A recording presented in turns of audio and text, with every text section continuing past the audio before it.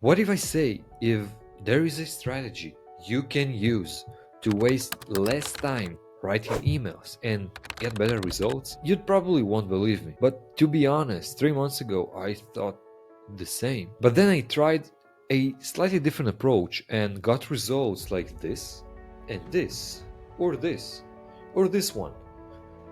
And the funny part, after the little change, I didn't even ask the people to reply.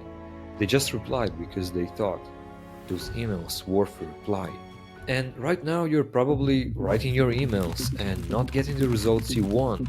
Your open rates, your click rates are lower than the benchmarks, and you're not getting the sales you wanted to out of email marketing, but you're putting so much effort in. But well, it is cool. I was there too. Like 3 months ago, I tried to get always people in, and I tried so many strategies, and I lost a lot of subscribers. They were just unsubscribing because my email sucked and they were boring, and I was just like everyone else. I tried so many things to change it. I failed, and after sending out more than 300 emails, I can confidently say that doing less is actually more. There are certain activities which, if you will follow, you will get only 2x the result. But there are also activities which, if you will follow and if you will focus on, you'll get 10x the result. What's happening most of the times when you're writing emails, you are chasing the 2x results, which is great. Well, who don't want 2x the results on their emails? But what is happening is you're leaving the things that are 10x the result unnoticeable. So let's start with the 2x activity, which probably you are focusing the most on. So, first of all, starting with writing a compelling subject lines. And what I mean is that you are probably spending so much time on perfecting the subject line, on giving the information and the things they need to, which is good. Like writing good subject lines is important. But when your subject line looks something like, "You will not believe what we have for you," and not only it's unclear, if my eyes had bones, I'd probably broke them just reading and going through all the capital letters in every word you put in. So yeah, just don't do it. And yeah, it's just not engaging, right? So focusing too much on getting the right subject line and perfecting it will not get you the result you do want. Okay, and next is focusing on questions and answering those questions. That's the question which is like, yeah, not using the marker, which is 99% sale right now, will make you feel so uncomfortable during class. Yeah, how do you feel not using it like daily in class? All of those student probably staring at you while you're not using it. Yeah, and to be honest, like the hardest part is to just find a place to get these questions and answer them in the copy, in between like the body of the email, and I guess probably near the end of it. It's just, yeah, I guess most of the times writing and finding the place for this question takes most of the time, to be honest. And yeah, sure, those are very extreme examples, but if you do notice some of those patterns in your emails, then probably you should think about it. What you want to do is, you don't want to tell me how I should feel. You want to tell me why I should feel. Think about it as explaining a joke. Like if you're hearing someone talking to somebody else and just explaining a joke without ever hearing the joke, you know this joke sucks. So don't tell me how I feel. Explain, show me how I should feel. Don't tell me, oh, you feel sad not using the pen that I'm promoting right now. Show me everyone has the pen and I am the only one who don't has the pen. Your subscriber isn't stupid. He will understand how he feels at this moment because everyone knows what it feels to be lonely to be the only one who used the pen. So don't say, haha, he feels shitty about it. Say, everyone has the pen and he's the only one who don't have the pen. And he will understand the pain. Okay, next is copywriting tactics.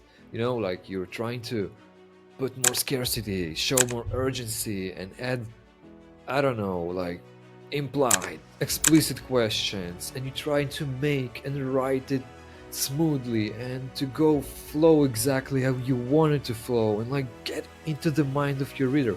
Yeah, it's on the 2x. Okay, next is, I guess, a bit big, like worrying about how your email looks like. If you're designing your emails and try to make it like, I'll add a color and I'll make this headline bigger and more colors, and I add like pictures, and yeah, I'll just go to Photoshop and add more backgrounds. Don't do it. Like the best emails, the emails you are tend to read from your coworker, from your friends, from your family, whatever, those the emails without any of this bullshit. So give them the feeling of a friend. Doing all the designs just feels so cooperative, right? Like those emails from the e-commerce sites, which are good, right? Because in e-commerce it's cool, but if you're using it for your personal brand, I'm not sure it's a good idea, and it's a big waste of time. And lastly is weighting every word. It's like fixing the little grammar mistakes and making sure there are no typos and just perfecting it. And I used to follow this a lot. I used to pay a lot of money for softwares because I'm not a native speaker. I suck at grammar. So what I used to do, I just paid for a lot of softwares which checked my copy, and it just perfected it like in grammatically. And again, it's not like something bad. You don't want your emails be super messy and like unreadable.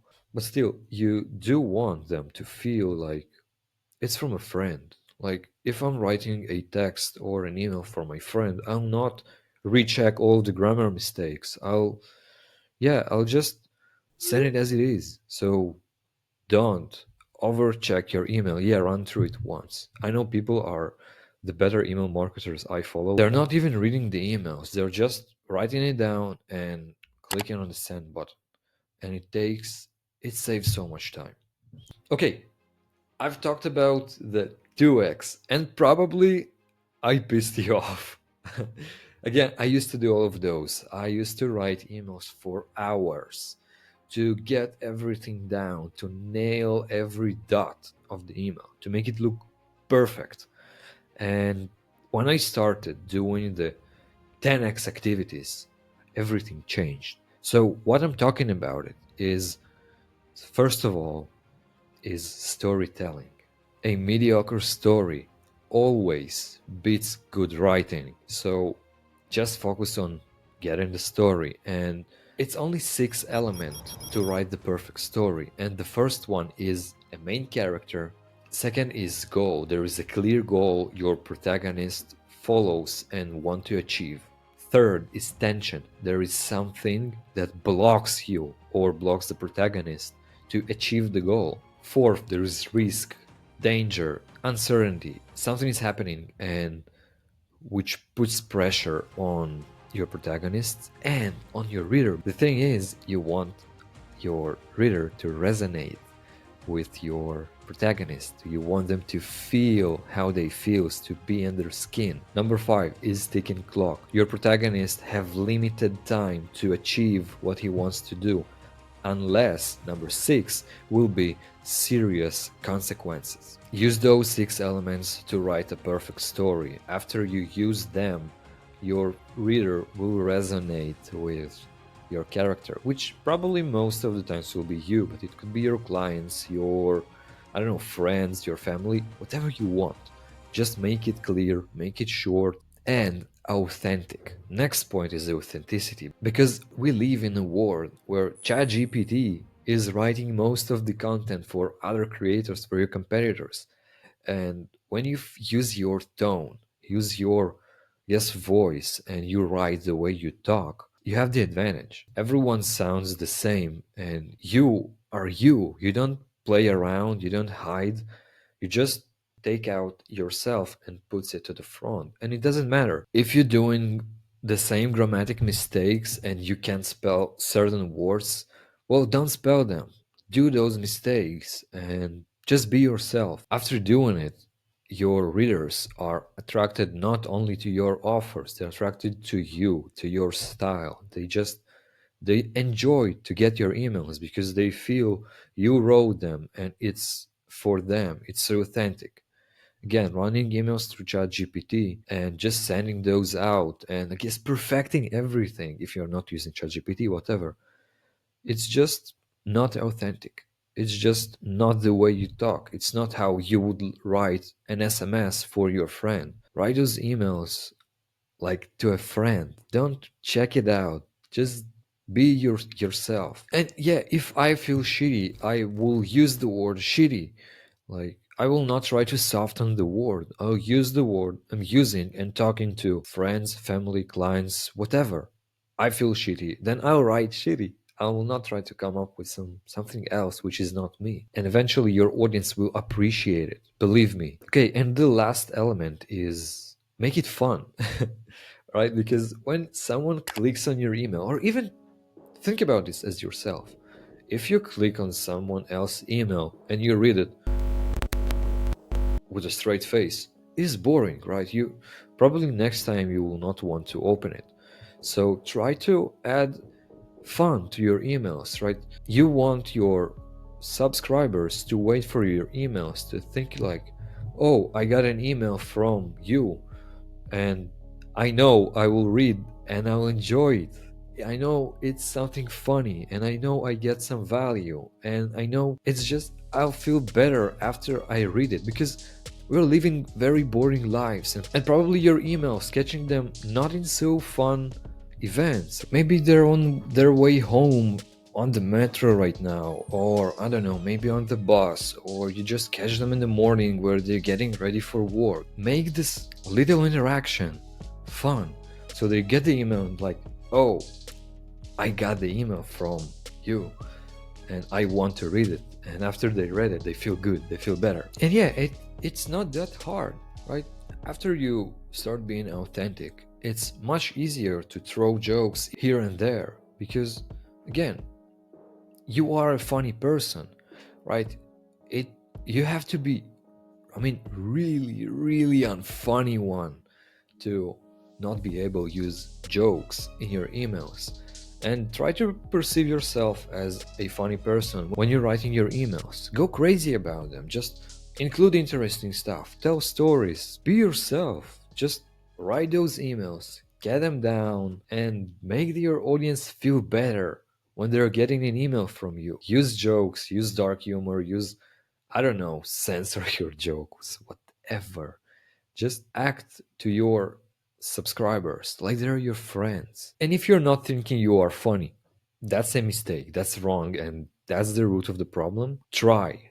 Just try. I'm not considering myself as a fun person, but when I'm writing my emails, I'm just trying to have fun and engage with my subscribers. I'm thinking about what can make this little story more interesting. So I throw in some joke. Just try it out. It will massively increase your email's value perception. Even though you're asking yourself, what's value in a joke? Well, it is value. If you make your subscribers smile, at least smile, when they read your emails, you won, right? It's an it's considered an amazing email. So using being authentic, telling stories, and being funny and adding fun stuff just 10x my results. And I feel so grateful learning it and doing it and focusing on those. And right now, I am spending much less time on writing the email down. I can sit down in 15 minutes. My email is ready from not having the idea in my head to just sending the email, which before used to take me very long time and worse results. And if you feel like you are still not sure about it and you don't know how to start writing with using storytelling, use being authentic and being funny, join in my school community. There I'm As soon as you join, you'll get access to my email list and we'll start our email relationship, I guess. So, yeah, the link is down there. See ya.